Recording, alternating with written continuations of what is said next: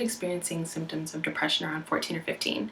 And for me at the time, it felt kind of like this thick fog that I was in. I felt really inadequate, and I was angry, and I was anxious, and I had low self-esteem. I felt really unmotivated. And that kind of led me into this vicious cycle where I started to feel really kind of helpless and hopeless, and I didn't think that my life was going to move past that point. And I started to isolate myself. I didn't want to be around my family and friends or go to school. I was crying a lot. My eating and sleeping habits were a lot different. I felt like I couldn't do the basic things that I knew I was supposed to be able to do every day. And I started engaging in self-harm at that time as well. But I think probably the scariest thing was really, really believing that that's how I was going to feel forever. How was I supposed to grow up and have a job and a family and friends and be successful and live my life if I couldn't even find the energy to get myself out of bed and then to school and then to sit through all my classes every day and actually pay attention and learn and then get back home and do everything that my parents wanted me to do with my life. Being a teenager is actually pretty difficult as it is. And when you add all of that into the mix, it just really kind of complicates things a lot.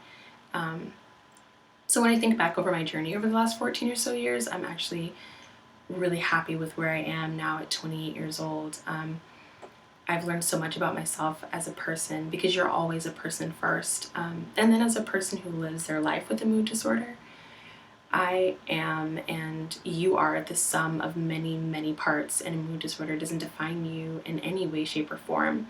It's something that I live with every day, and I always have to be conscious of that, because I'm not going to find myself in a place of wellness if I'm not able to be honest with myself in that way.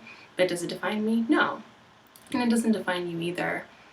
But one of the bigger lessons that I learned, or that I have learned over my journey, is that suffering in silence keeps you sick a lot longer than you need to be. I didn't speak up about the things that I was going through for a lot of reasons. I wasn't sure that I could explain it to people in a way that they would understand. I wasn't sure that they would get it or that they would even care, and I thought that it might change the way that some of the people in my life felt about me. But it took a lot of courage for me to get to that place, but when I was finally able to open up to my parents, to my sisters, to my friends, it was actually a really freeing experience for me to be able to get the help and the support that I really needed. For me, I would say probably one of my greatest strengths is my burning desire to learn. I did a lot of reading and educating myself about mood disorders, and I recognize that I experience my mood disorder differently than you might experience yours, and that doesn't negate anybody's experience or minimize anybody's experience.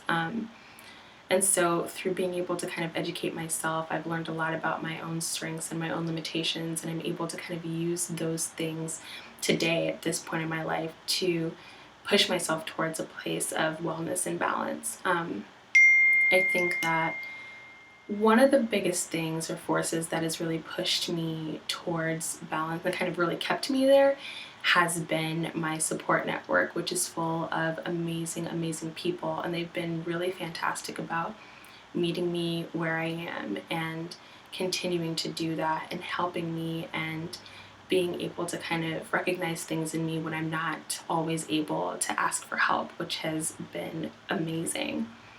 I've had to overcome a lot to get to this place of balance where I am right now in my life at 28, and there's so many positives in my life.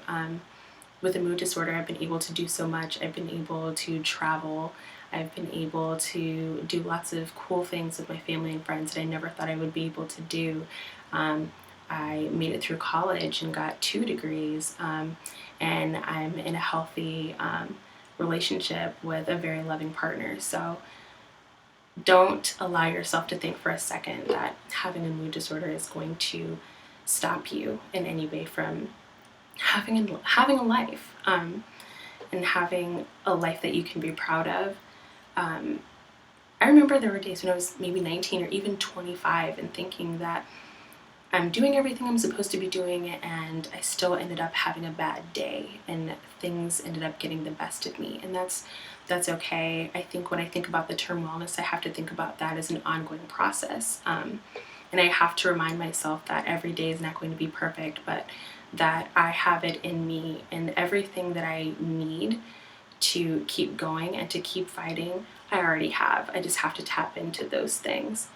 I wish I had someone when I was a teenager to kind of tell me that I could do it, that I could live my life with the mood disorder, and that it could be amazing.